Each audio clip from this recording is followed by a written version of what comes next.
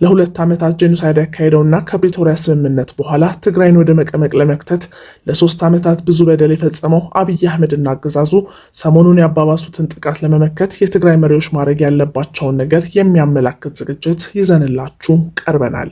ዝግጅታችን የሁሉም ወንጀሎች ምንጭ መሆኑ በዓለም ሚዲያዎችና በገለልተኛ ተቋማት የተነገረለት የብልጽግና አገዛዝ በትግራይ ላይ ሁለተኛ ዙር ጄኖሳይድ ለማካሄድ ፍላጎት እንዳለው ከሚጠቁሙ የሰሞነኛ እርምጃዎቹ ይነሳል። በመቀጠልም አገዛዙ የሚያስበው ሁለተኛ ዙር ጄኖሳይድ ለማስቀረትና ለችግሩ ዘላቂ መፍትሄ ለማስገኘት የትግራይ መሪዎች ሊከተሉት የሚገባ የመፍትሄ መንገዶችን እናመላክታለን። አብይ አህመድና የሚመራው ፓርቲ ባለፉት 8 ዓመታት በኢትዮጵያ ለተፈጸሙት ወንጀሎች ሁሉ ዋነኛ ተጠያቂ መሆናቸው የማያከራክር ነው።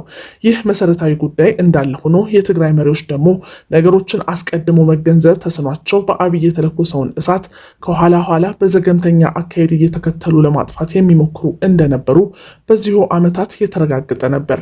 የሩቁን ቀድሞ እየገመተና ከወዲሁ መፍትሄ እያዘጋጀ ከራሱ አልፎ ለኢትዮጵያና ለአፍሪካ የሚተርፍ ሐሳብ ያመነጭ የነበረውን ህወሓት የተረከቡት መሪዎች ከህዝብ ጥያቄ ይልቅ ለወንበር መሻኮት ወጥመድ ውስጥ ከወደቁ በኋላ በእርግጥም ድርጅቱ ከነገሮች ኋላ እንጂ ፊት ቀድሞ መቆም አቅቶታል። የአብይ አህመድ እንግሊዝኛ ክፍል የሆኑትን ጌታቸውን ረዳ የተካው የታደሰ ወረደ ጊዜያዊ መንግስትም ከእጅ ይሻል ዶማ በመሆኑ ችግር አባባሽ እንጂ ችግር ፈች ሆኖ አልተገኘም። ይህ የአመራር ውድቀት ለ50 ዓመቱ ጎልማሳ ድርጅትና ለተከበረው የትግራይ ህዝብ የሚመጥን አይደለም። ስለሆነም በዛሬው ዝግጅታችን ለሁለተኛ ዙር ጄኖሳይድ እየተዘጋጀ ያለውን የአብይ አህመድ የክፋት ውጥን ከተቻለ ለማስቀረት ካልሆነም የሚያስከትለውን ጉዳት ለመቀነስ እንዲቻል አመራሩ ሶስተኛው ደውል ሳይጠብቅ እንዲነቃ ለማሳሰብ ይሆናሉ ያላቸውን ነጥቦች ከብዙ ውይይትና ምክክር በኋላ ይዘንላችሁ ቀርበናል። አብራችሁን ዝለቁ። ልዩነትንና ቅራኔን መፈልፈልና ማባባስ እንጂ መቀነስና መፍታት የማያውቀው የብልጽግና መንግስት ከአንድ ችግር ወደ ሌላው ችግር ዘው ብሎ እየገባ የኢትዮጵያውያንን ህይወት የመከራ ካደረገው 8 ዓመታት ሊሞላው ጥቂት ወራት ቀርተውታል። በቀውስ ውስጥ ተወልዶ በቀውስ ውስጥ አድጎ በቀውስ ውስጥ እንደተዘፈቀ የሚሞተው የብልጽግናው አገዛዝ በእጁ ያሉ ቀውሶች አልበቃ ብለውት በትግራይ ላይ የሚያካሄደውን ትንኮሳና ክፋት አጠናክሮ ቀጥሏል።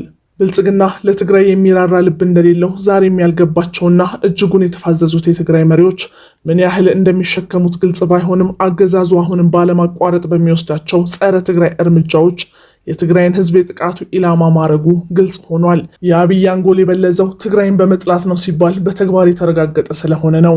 ከህወሓት ጋር ሲጣሉ የክልሉን ህዝብ ለማገልገል የሚተረተሩትን መንግስት ሰራተኞች ደሞዝ ያግዳል። አብይ ከደብረ ጽዮን ጋር መግባባት ሲያስቸግራቸው የትግራይ ህፃናት ልብስና ወተት እንዳያገኙ፣ ሸቀጥ እንዳይገባ ያግዳሉ። የብልጽግና አገዛዝ በአማራና በኦሮሚያ ክልሎች የገጠመውን የታጠቀ ህዝባዊ ተቋሙ መቋቋም አቅቶት ባለበት በዚህ ጊዜ በትግራይ ህዝብ ላይ የሚያካሄደውና በየቀኑ የሚያባብሰው ትንኩሳ መጥፊያው እንደሚሆን አያጠያይቅም። በተለይም የትግራይ አመራር ከመፋዘዝ ወጥቶ ኢትዮጵያውያን ትግሎችን በተለይም ደግሞ ከአማራ ፋኖና ከኦሮሞ ነጻነት ሰራዊት ጋር ትብብሩን ቢያጠናክር የአገዛዙ ዕድሜ የሚያጥርበት ጊዜ ከሚገመተውን በጣም ሊፈጥን ይችላል። የብልጽግና መንግስት በስልጣን ላይ በቆየባቸው ዓመታት ሁሉ በተግባር ያረጋገጠው አንድ መሰረታዊ ጉዳይ ሀገር መምራት ችሎታ እንደሌለው ነው። በተለይም አብይ ሀገር መምራት አይችሉም። ዳግም ቢፈጠሩ እንኳን ሀገር ማስተዳደር አይሆንላቸውም። እንኳን ትልቋን ኢትዮጵያን ይቅርና የራሳቸውንም ቤተሰብ ማስተዳደር የማይችሉ መሆናቸውን እናውቃለን። ጉዳያችን የሀገር ጉዳይ ሆኖ እንጂ አብይ ቤተሰባቸውን እንኳን ለማስተዳደር የማይችሉ ሆኖ መኖራቸውን እኛ በቅርበት የምናውቅ ሰዎች በዝርዝር በማስረጃ ማቅረብ እንችላለን። አገር መምራት እንደማይችሉ ደግሞ ዓለም በየሚዲያ ለስስት የሚናገረው የራሳቸውን ባለስልጣናት በሹክሹክታ ሲናገሩ የነበሩትን በዓለም ፊት መናገር የጀመሩበት ወቅት ነው። እግዚአብሔር እንዲህ ላለ ነገር የተለየ ምርጫ አለው ብዬ አላምንም። ችሎታው ካለ መምራትና ማሳየት ነው። አብይ ብቃትና ችሎታ ያላቸው መሪ መሆናቸውን አሳይተዋል ብለው ያስባሉ? ችሎታ ያለው መሪ መሆኑን ገና ማሳየት ይጠበቅበታል። ይህንን ያህል ዓመትም አገር መርተው ችሎታ ያላቸው መሪ መሆናቸው አልተረጋገጠም። በኢትዮጵያ ታሪክ ውስጥ የትኛውም መሪ ሀገር መምራት የማይችል ነው ተብሎ እንዲህ ባለ መልኩ ዓለም አቀፍ ሚዲያ ላይ ተጠልጥሎ አያውቅም። በዚህ አብይ የመጀመሪያው ናቸው። የኢትዮጵያ መሪዎች በዓለም ሚዲያ አምባገነንና ጨካኝ ወዘተ ተብለው ሊጠቀሱ ይችላሉ። ጨካኝ፣ ጄኖሳይዳል፣ ጨፍጫፊና ደግሞ ሀገር መምራት የማይችሉ ተብለው የተገለጹት ከአብይ አህመድ ውጪ ሌላ የለም። እናም እኚህ ሀገር መምራት የማይችሉት ሰው ወደ ስልጣን ከመጡ በኋላ በዓለም ፈጣን እድገት ታስመዘግብ የነበረችን ሀገር ዓለም ካደነቀው ጥሩ መንገድ አስወጥተው መጠሪያዋ ጦርነት እንዲሆን አድርገዋታል። ለግብርና ትኩረት ሰጥታ የገበሬውን ሕይወት በመቀየር የተሳካ መንገድ ይዛ የነበረችው ሀገር በገጠሮችና በገበሬው ማሳ ላይ የሚያጓራው ትራክተር ሳይሆን ታንክና መድፍ ሆኗል። በእርሻ ስራ ላይ መጠመድ የነበረባቸው አርሶ አደሩና ልጆቹ ስራቸው ሁሉ ጠመንጃ ታጥቆ መግደልና መጋደል ሆኗል። ልማትን ሳይሆን ጦርነትን ዋናው ኢንተርፕራይዙ ያደረገው አገዛዝ የሀገሪቱን ለጋ ኢንዱስትሪዎች እየዘጋ አምራቹን ኃይል ለስራ አጥነትና ለድህነት ዳርጎታል። የትግራይን ኢንዱስትሪዎች ከኤርትራ መንግስት ጋር በመተባበር ያወደመው ብልጽግና በ2016 ዓ.ም ክረምት በአማራ ህዝብ ላይ ጦርነት በከፈተ በ3 ወራት ውስጥ በጎጃምና በሰሜን ሸዋ ዞኖች ብቻ ከ1200 በላይ ፋብሪካዎች መዘጋታቸውን የአማራ ብዙሃን መገናኛ ኮርፖሬሽን ሲዘግብ ተደምጧል።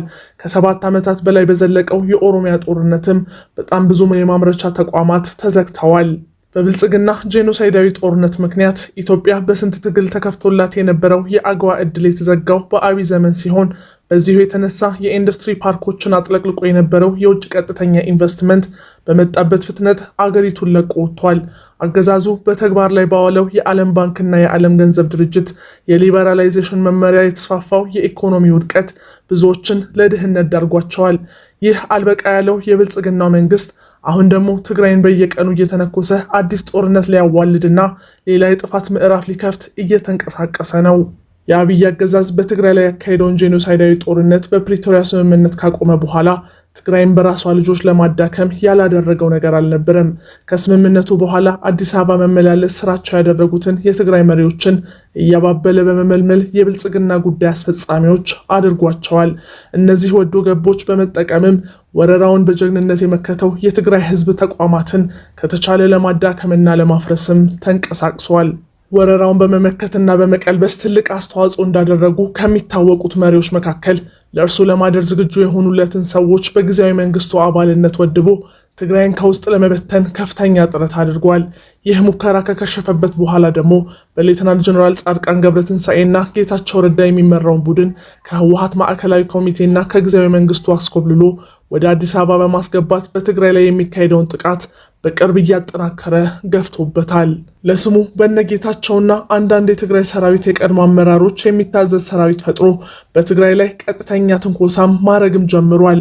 በዓለም አቀፍ አደራዳሪዎች ፊት ለተፈራረመው ውል ታማኝነት የሌለው ይህ አገዛዝ ስምምነቱን ለእርሱ ካደሩ ጌታቸው ረዳ፣ ጻድቃንና አሰፋ አብርሃ ጋር ነው የተፈራረምኩት በማለት ቀዶ ጥሎታል።